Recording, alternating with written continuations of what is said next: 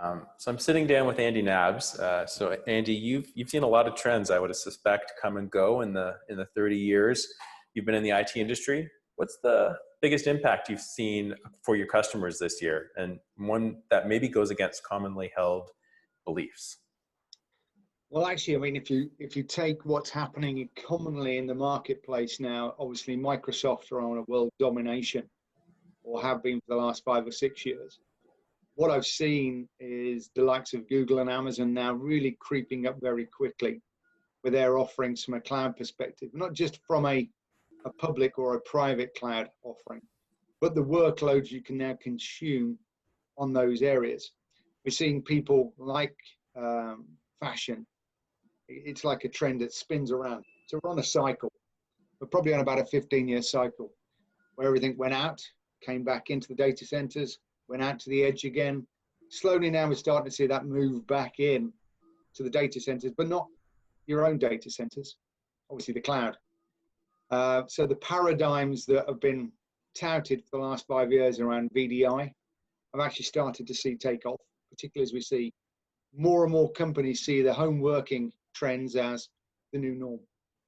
And the use of providing kind of Windows virtual desktop environments from a centralized manageable source means that you don't have to support IT in the old common way, and you can now bring your own laptop or use your own devices a lot more commonly.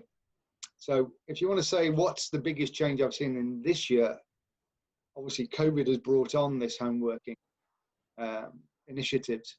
We've seen more and more larger companies think, let's take advantage of this. They're looking at the cloud. They're looking at how they can centralize, how they can secure their data, how they can provide a better service, which means IT will change, possibly for the good over the next 1 or 2 years until we actually get rid of this thing. It's great stuff. And you bring an interesting lens to looking at that, having a better time frame than many, that are kind of just growing up in cloud native.